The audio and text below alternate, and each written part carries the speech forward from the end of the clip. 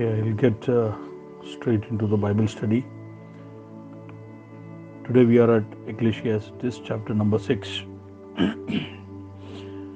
The last 5 chapters have seen us consider wisdom, riches, tasks, success, and chapter 5 is of wealth.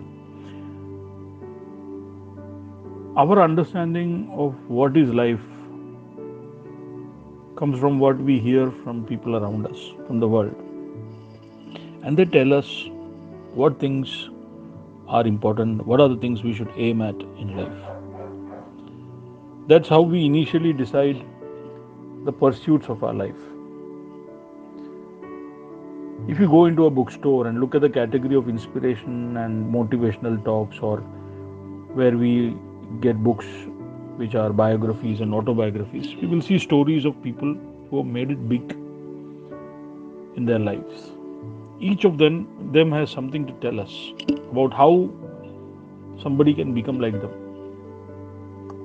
what they should do, how to approach life, that you could become rich, you could become successful, you could accomplish goals and tasks, or you could accumulate great wealth and be wise.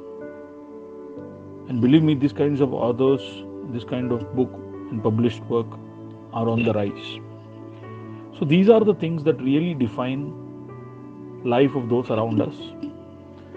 And what happens is we too align our pursuits in this direction, to become rich, to become successful, to accomplish our goals and tasks, to become wealthy, to become wise. Now, there is nothing wrong in all this.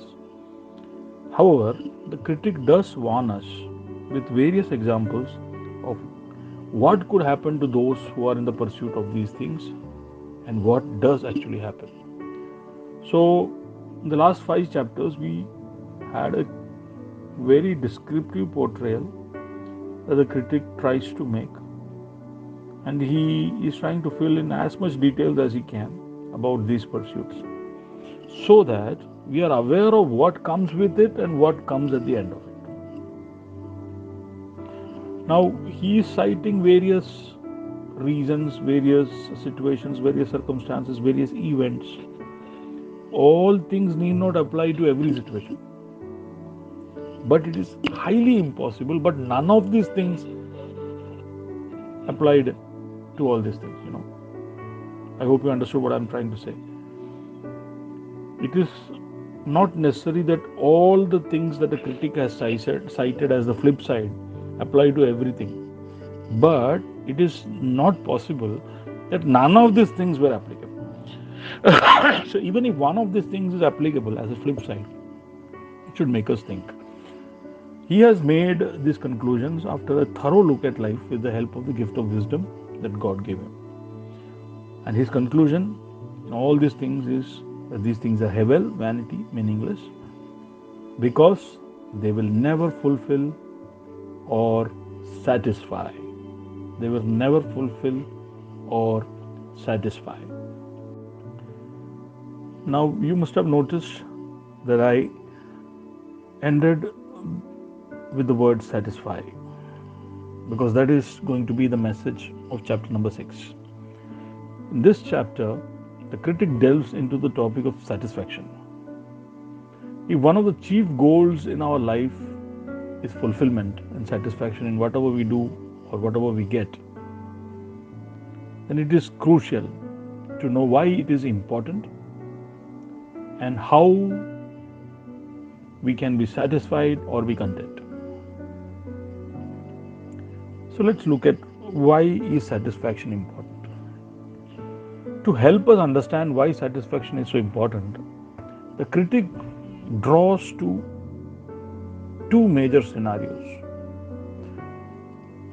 The first scenario is seen through verses 1 and 2, and the second scenario is seen through verses 3 and 6. So let us look at scenario number 1. When we read the Bible, you will see that scenario number 1 says, in verse number 2, a man to whom God has given riches, wealth, and honor, so that he wants nothing for his soul of all that he desires. Yet God giveth him not the power to eat thereof. But a stranger eats it. This is vanity, and it is an evil affliction. That's scenario number one. So here is drawn the example of a man to whom God gave riches, wealth, and honor, and that too in abundance. So much that he lacked nothing. He lacked nothing in the things that he thought was good for his soul. God gave him all that he thought was good for his soul. So there are certain things he thought were good for his soul, and God gave him those things. So this is an example he's citing. So when he cites an example, he's trying to take us to a scenario where certain things have happened.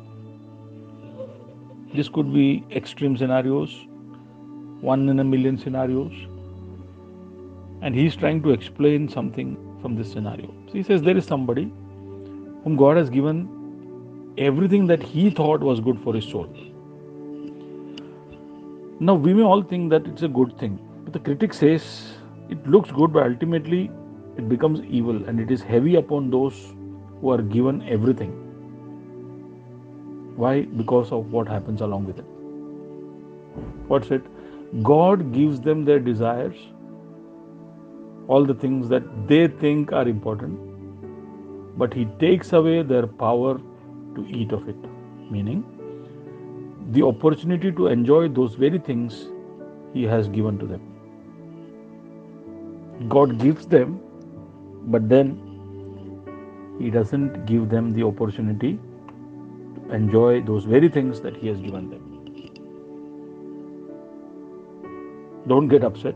Let me explain. Let's go back to the understanding we got when we were talking about the seasons. The fall of man made sure that only ill came upon all man. Only bad things were positioned to happen to man because of the corruption of entire creation. And in that situation, it was God's intervention that allowed goodness to come. So most people never get rich. Most people in the world never get rich. That's the reason of the fall, consequence of the fall. But God compensated that with good sleep. Yeah.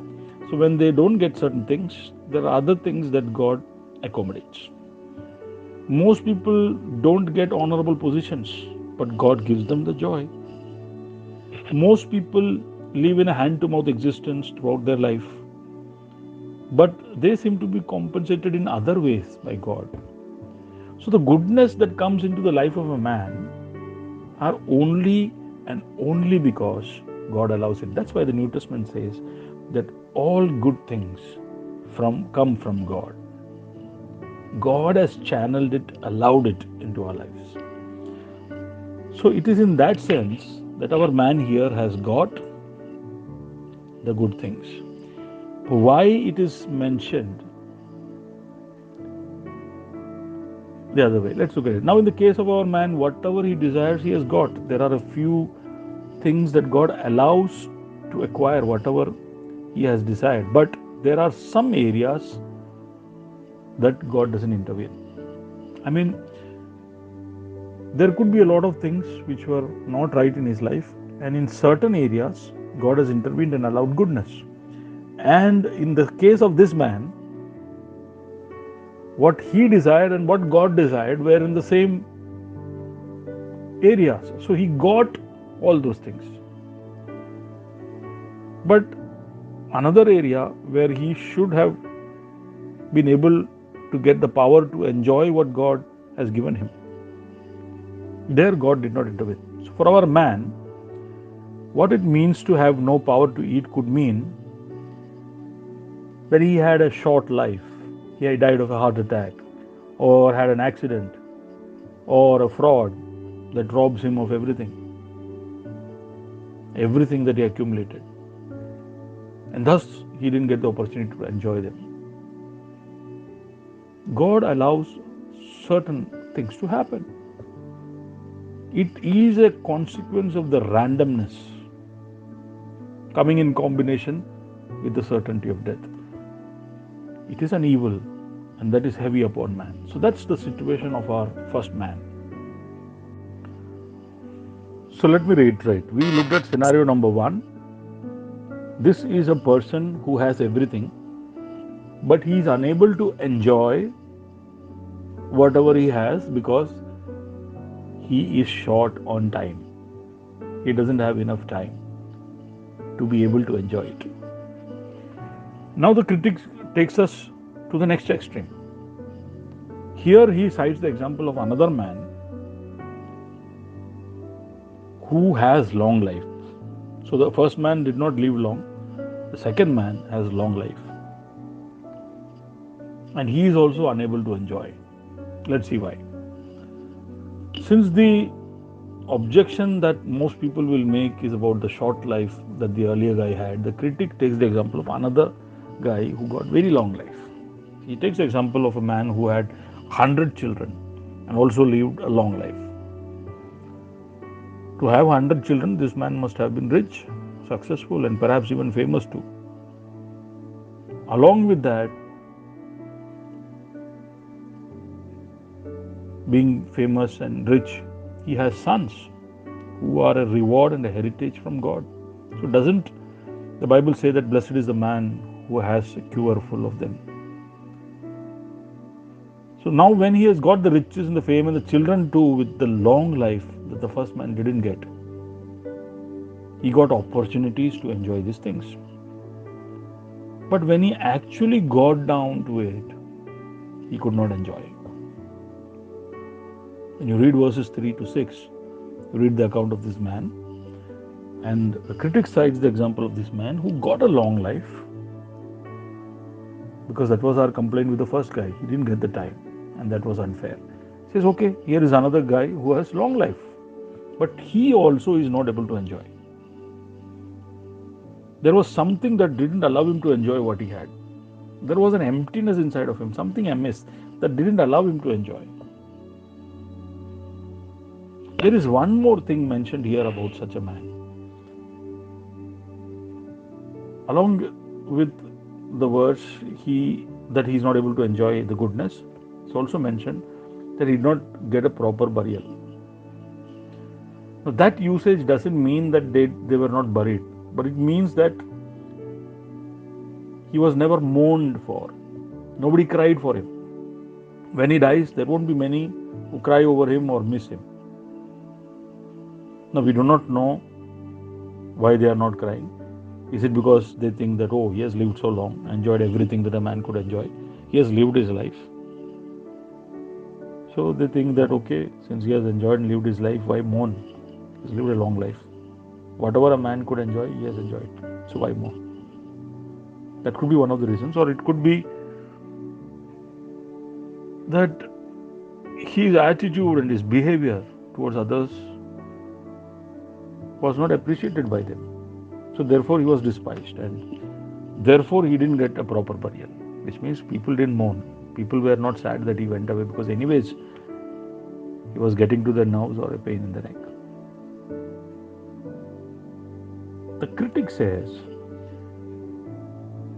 that this man lived a long life, neither could enjoy, and it is possible that this guy even didn't get a proper burial.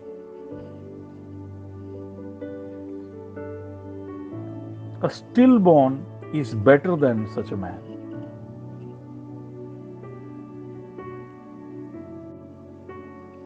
Now you may ask that why are two odds stacked up against this man? One is that he could not enjoy the good things in his life, and second is that he did not get a proper burial. Are both the things linked? Is the man the same, or there are two different scenarios there? Now, I think there is a good possibility a man who has not been able to enjoy the good things in his life despite having everything, despite having sons, despite having the riches, the fame, and he still did not have a desire to enjoy those things. he has serious issues with people, serious issues in his thinking. So it is possible that it's the same guy who would not have a proper burial. Maybe when I explain later, it will be a little more clear. Let me continue with what the critic said earlier. The critic said that it is better off for him to have been a stillborn. Now, why does he say that? A stillborn is a child that was born dead. It never saw the light of the day. Even before it could be born, it died in its mother's womb. So a stillborn is a person who never has a name. A person who could never be known because that person never cried or expressed themselves or saw the world. And because no attachments were formed with this child, it is easy for even the parents and even the mother to get over the pain of this child's death. See, even if that child lived for 3 to 5 days and then it dies, there is pain because in that process of 2, 3, 5 days, attachments were formed. But if it was already dead, then that mourning is, of course, you only mourn that, we couldn't see a child, but you never mourn the person for the person. They are not mourned so much. So the critic says that if a person lives a long life and is not able to enjoy the goodness he received, he is similar to a stillborn. If people do not mourn him, it is similar to being born like a stillborn. Even if that man had lived 1,000 years twice, but if the story of his life is similar to a stillborn, then he is no different than a stillborn. I mean, just like the stillborn had no name and made no impact or formed no attachments to people around him and caused nobody to die and mourn over him. In the same way, our guy here, who had everything in life but had nobody to mourn over, is similar to the same stillborn child. And both of them go to the same place too. The stillborn never saw the light of the day, and wherever it goes, this guy, for whom nobody mourns, he will also go to the same place. So what's the difference? Is what the critic is asking. So let me right now just summarize briefly what I said in verses 1 to 6. Man doesn't just need these things, which he is always desiring. He also needs the time. And he also needs the opportunity.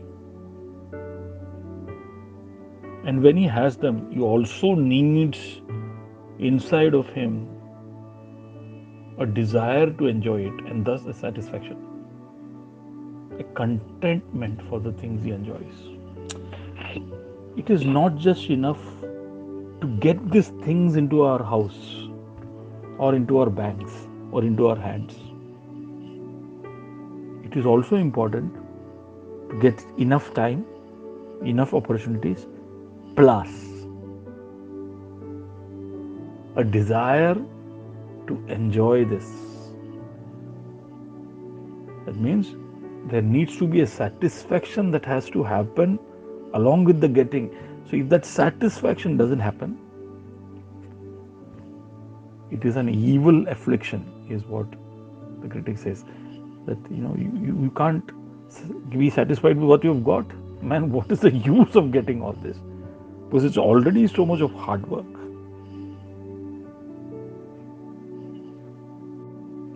Before I go to the next point, I want to just stress on one thing.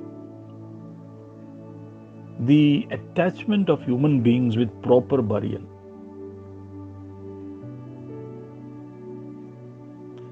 A man always desires to have a proper burial, proper funeral service. Man has always been attached to how he says goodbye to his dear ones. And he wants to make monuments in the memory of the dead. Pyramids, Taj Mahal, they are all witnesses to this attachment.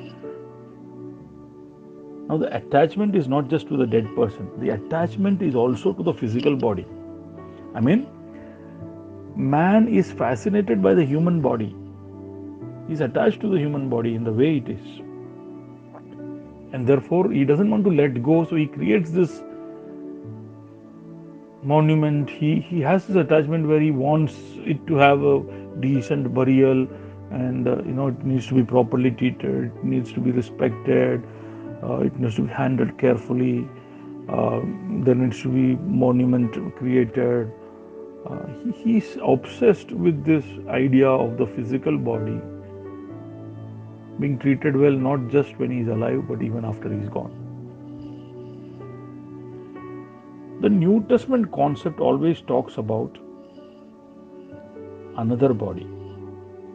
It talks about a transformation of this physical body to receive a glorious body someday, and therefore it takes away any need for us to have a fascination with the fallen sinful body, our physical bodies. The Christian faith doesn't give too much of importance to the burial, because we know that the bodies of the first century Christians were burned at the stake, fed to the lions, thrown into the sea.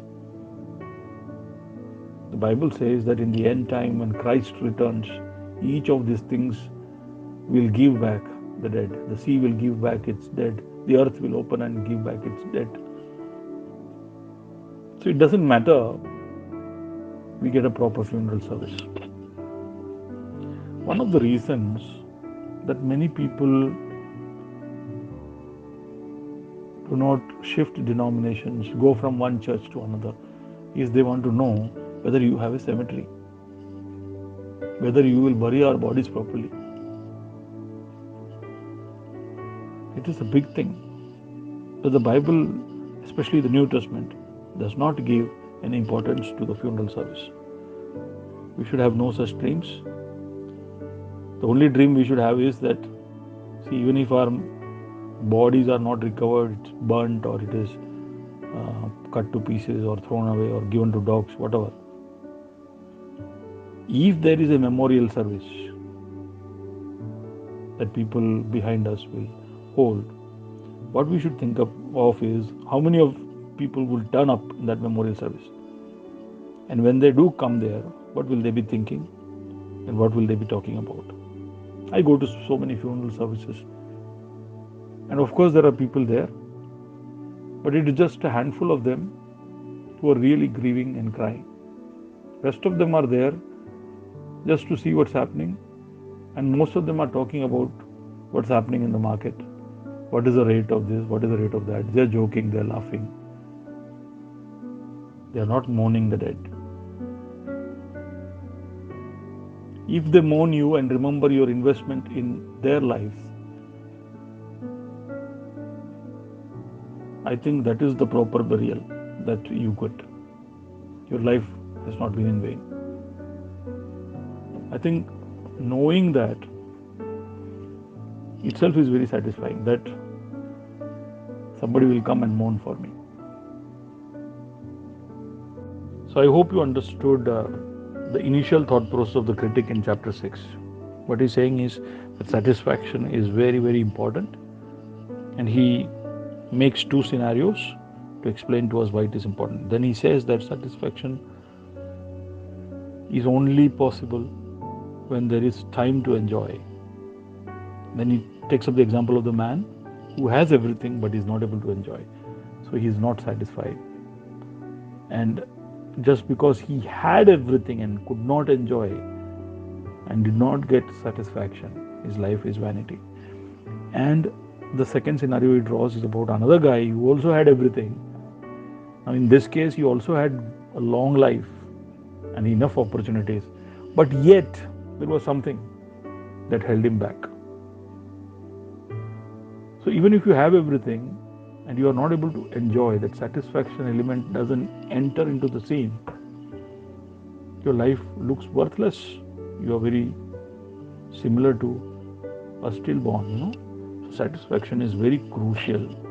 A man should be satisfied in his life. So far we looked at why it is important to have satisfaction. Now we'll try to look at, in the remaining 6 verses, what the critic tells about how to get hold of this satisfaction. We should understand something, that wisdom won't get us satisfaction. I repeat, wisdom won't get us satisfaction. So trying to think your way through or make some strategy to get satisfied cannot bring satisfaction. Wisdom can only help take some decisions that will make the way for satisfaction. So the first thing I want you to look at is the role of wisdom.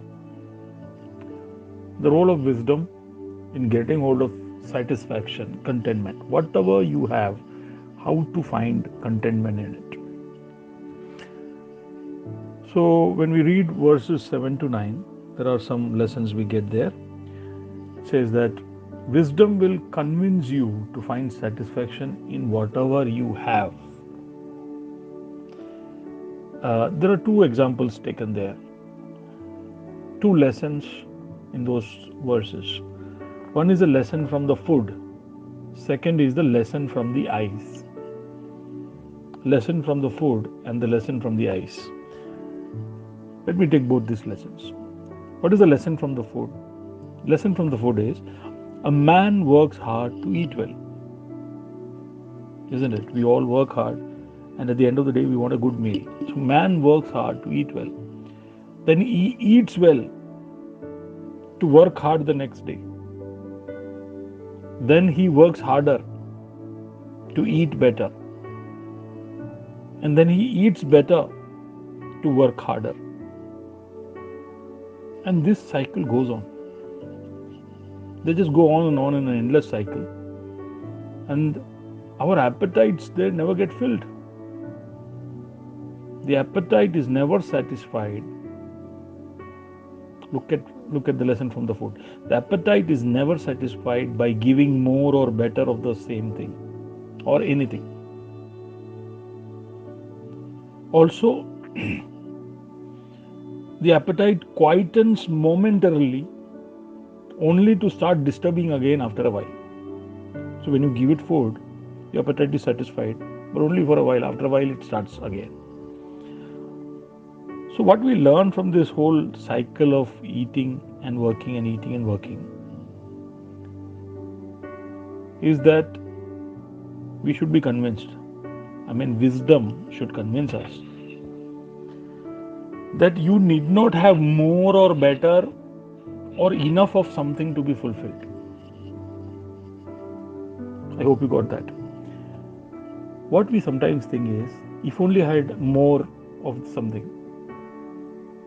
If only I had 2 more rotis, or if I only had 2 more butter rotis,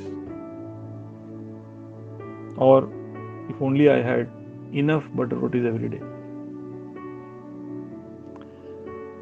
Getting more or better or enough of something will never fulfill you. That is something that our wisdom should allow us to get convinced about. See, it is very key to satisfaction. Look at salary. We have 500 rupees, if only I had more. We have 15,000 rupees, if only I had more. Now we have 1.5 lakh, if only I had more. If only I had a better job. If only I had enough.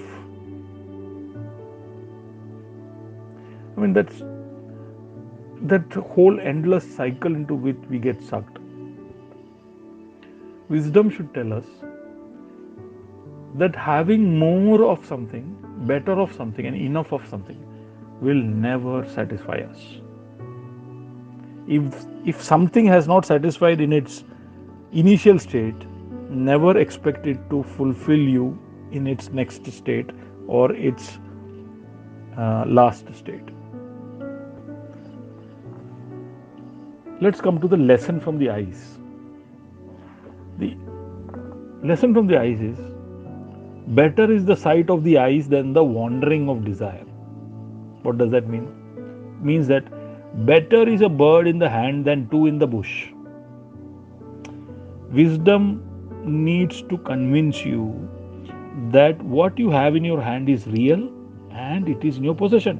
What you desire or keep cooking up in your mind is inside your mind. It is not real. It is just an idea. And though it looks and feels better, it is not yours. And it might never be. If it does come to you, you enjoy it. But you should not forego, or you should not miss enjoying what you have now, thinking that you could have had something better. That's the lesson from the eyes. Better is the sight of the eyes than the wandering of the desire. So that is why we need wisdom. To be happy with what you have in your hand is wise. Not to desire better, more, or enough of something is wisdom. If your wisdom doesn't do this for you, critic says you are only subjecting yourselves to vanity and vexation. Vexation means torture. See, our problem with our second man, the second example, why he was not able to enjoy is because he thought that more or better or enough of what he already had only can fulfill him. See, that's why when he got those things, he was always thinking about that it could have been a little better. It could have been a little. We are also like that in our targets and whatever we do in our lives, isn't it? Wisdom needs to convince us that I need to enjoy what I have. And also he kept thinking about what he hadn't had yet. He was always thinking, oh my God, I don't have. That's the particular nature of reaching somewhere. You reach there and you find out, oh my God, there is a bigger mountain that I need to climb. Then you reach there, you find, oh my God, there is somebody more. It's like on the highway when you are overtaking somebody, you think, oh, let me overtake this guy. You overtake that guy and you find there are 6 more cars in front of you. There is no end to it. On a highway, you cannot be the first because there is always going to be somebody ahead of you. So wisdom should take lessons from the food and the eyes, and we should be able to draw a line where we ought to. So we continue to look at what are the things that help us to get hold of satisfaction. There are a few more things that come out, couple of more things, principles that come out, verses 10 to 12. One is the role of wisdom, which we saw so far. Next is the role of predestination. Again, wisdom plays a part in understanding what it is, but I put it under a separate topic. There are many things in our life we will never be able to change. Yes, I said that right. That's what the critic says. There are many things in our lives we will never be able to change. So I'm not talking about our birth and death and all. Even certain progressions and progresses in our life, where we should be and where we will reach, which city we will be and what company we will work in, what kind of income we will have at a certain time. There are certain broad determinants to those things. Though there is free will in place, there is also a role of predestination. Predestination means God has already ordained certain things. Now, one of the ways to answer that is, if I tell you God has predestined things in a certain way that you will never be able to change some things in our life, you may ask, why? My answer could be, because He is God. It is His creation and He will do whatever He wants. And we are nobody to ask Him why He does things in a certain way.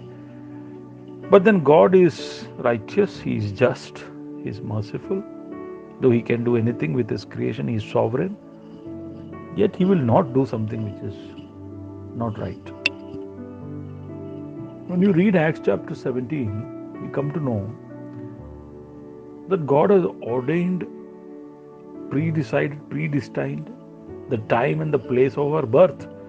And He has positioned our lives in such a way that we will be able to seek Him and also find Him. So the situation you are born in is the most favorable set of things that happen for you. which allows you to get your salvation and form a relationship with God. Though your situation may look as contrary as possible in your eyes, in the eyes of God, in your situation, there are enough chances in your life so as that you can find God. So one of the principal reasons why God decides certain limits for people, that okay, he will never be a billionaire or he will never reach this or do that, is just because he has determined the best, the most optimal route by which he can come to God. That much of determination he has made, because that's his desire, that everybody should be saved. That's one way of looking at it. Second thing is, some of these things, which actually the critics say, some of these things are designed in a way that man remembers that he is not God. He is only a creature of God's creation.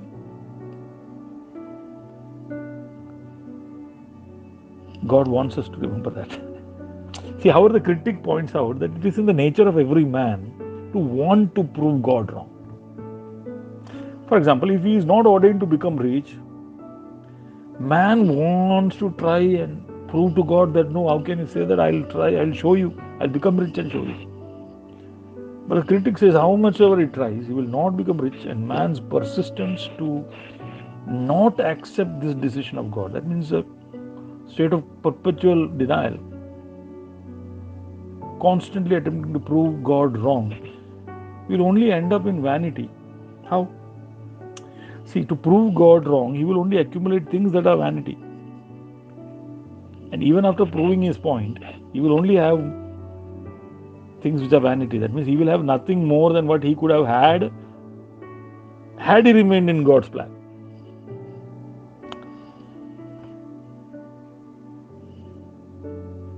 So the critic says, accept it and move away from denial. God will play God.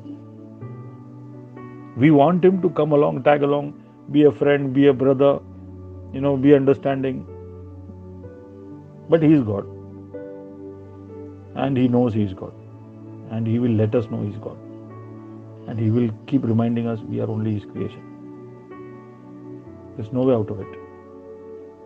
Now going back to our second man, that means scenario number 2.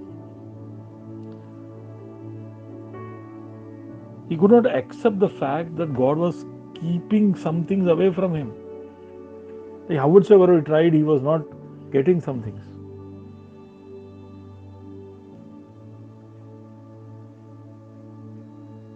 Imagine if a river of blessing flows into your house. I mean, I'm just drawing a fictitious scenario. Imagine if a river of blessing flows into your house. It will also flow out. If it is flowing in, if it is a river, if it is flowing in, it will flow out also, right? But you know what the human does?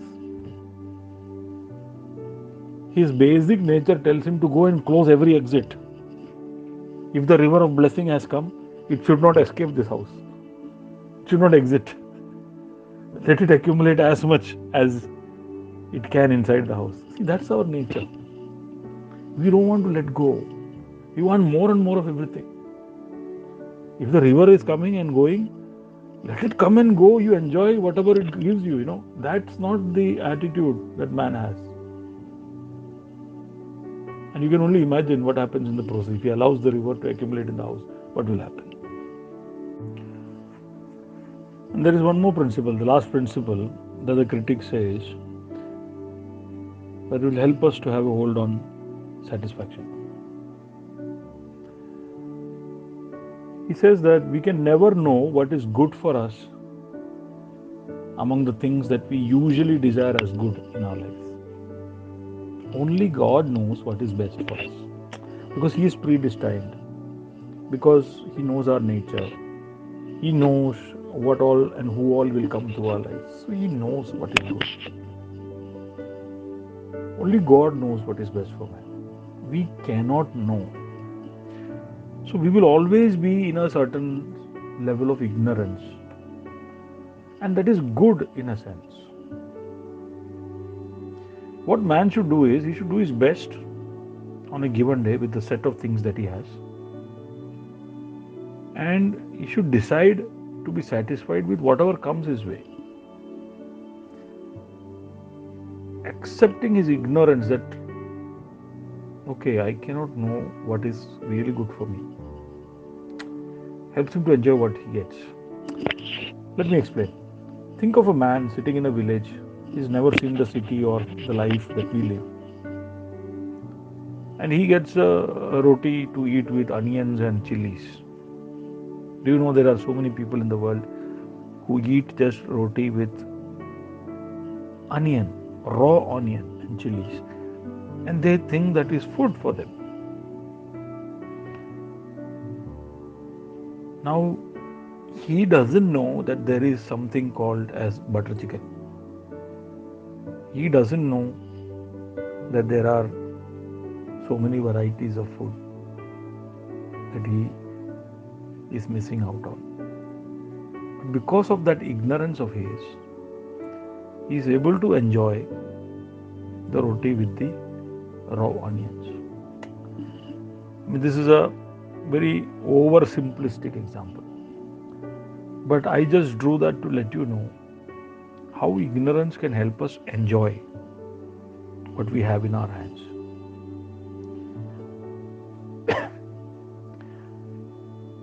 He should remember that life that he spends on earth is nothing more than a shadow. The real substance is yet to be received. The real substance only makes a shadow. Life on earth is a shadow. The real substance is what we will get. The shadow, does anybody's shadow have a name? Does it wear wealthy ornaments? Does it have a permanent shape? Does it make a lasting impact? No. Are we obsessed with our shadows? No. But we are obsessed with our lives. The critic says, our life is like a shadow. This is not the real thing. The real deal is going to come when Christ arrives, when he gives us a transformed, glorious body. The physical body here and all that we will get here on the earth is a shadow. It is vanity. It is vapor. It passes away. The shadow passes away and the place knows it no more. As long as the shadow is there, there is some amount of shade and comfort in it. That's it. But the moment the sun moves out of the way, or the real substance moves out of the way, the shadow is gone and nobody remembers it. A person doesn't know what is good for him. A person doesn't know what will come after him. He should learn to trust God. Trust God that whatever he has got is the best. That brings me to the conclusion of chapter number 6. Now, there are so many people in history, Bible scholars, who say that chapter number 6 of Ecclesiastes is the darkest chapter in the Bible. Why? Because of the portrayal of the helplessness of even the most successful and powerful people among men. And because of the portrayal of vanity of all that earth offers. And because of the powerful interference of time, death, and randomness. Because of that grim picture that comes out, it is considered as a dark chapter in the Bible. However, I also see a silver lining. It clearly brings out a very active role of a mighty God in the affairs of man. And therefore, reading this chapter should only urge us to push towards a quest to find God, know Him more, and forge a good relationship with Him. not to get the good things in life, not to just get the blessings, but to be able to enjoy whatever He gives us, because whatever He gives us is the best for us. Somebody said, I want to just close with that quotation. Work as if everything depends on you. Trust as if everything depends on God. I'll repeat it. Work as if everything depends on you. Trust as if everything depends on God. God bless you.